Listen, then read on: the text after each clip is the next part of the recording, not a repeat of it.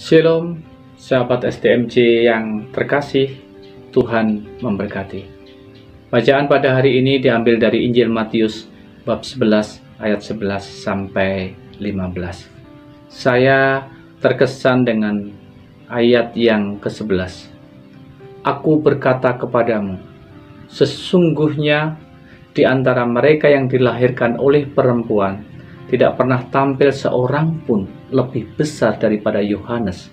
Namun yang terkecil dalam kerajaan surga lebih besar daripadanya. Saya punya pengalaman pada masa lampau. Ketika saya masih muda, saya adalah murid Tuhan yang keras kepala, yang mau menang sendiri, tidak pernah mau mendengarkan orang lain, dan merasa paling benar. Sehingga ketika di dalam pelayanan dan pewartaan, saya cenderung terjebak untuk mewartakan diri saya sendiri. Dan di situ saya tidak mendapatkan ketentraman. Saya tidak mendapatkan kedamaian. Karena saya mengejar kepuasan. Karena saya berharap mendapat pujian. Saya berharap mendapat tepukan. Dan saya berharap diperhatikan oleh orang-orang di sekitar saya. Dan Injil pada pagi hari ini berbicara tentang kerendahan hati.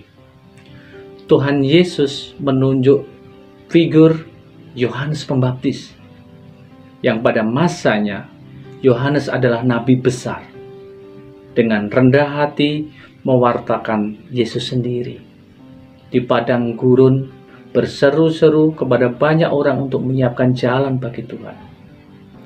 Dan karena Yohanes mewartakan perkara-perkara surga, maka Yohanes menjadi orang besar pada masa itu. Pada pagi hari ini juga, saya diajak untuk melihat bagaimana Tuhan Yesus yang rendah hati, dengan mengatakan bahwa sesungguhnya di antara mereka yang dilahirkan oleh perempuan tidak pernah tampil seorang pun lebih besar daripada Yohanes. Padahal kita tahu Yesus sendiri dilahirkan oleh seorang perempuan. Dan lebih jauh lagi kita diajak untuk mengenali kerendahan hati Tuhan Yesus. Ketika Tuhan Yesus merendahkan dirinya serendah-rendahnya, sampai pada titik nol, mengalami penolakan, diadili, disiksa, kemudian disalibkan di Golgota. Semuanya itu untuk menyelamatkan umatnya yang berdosa. Kata kunci pada pagi hari ini adalah, siapa bertelinga, hendaklah ia mendengar.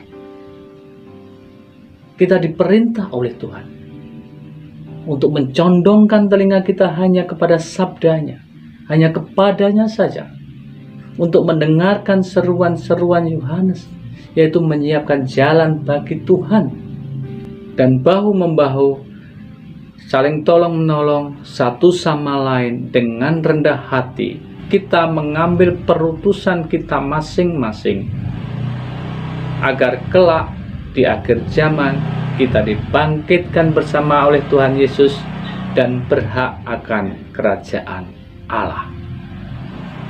Sahabat STMJ yang terkasih, cukup sekian. Terima kasih.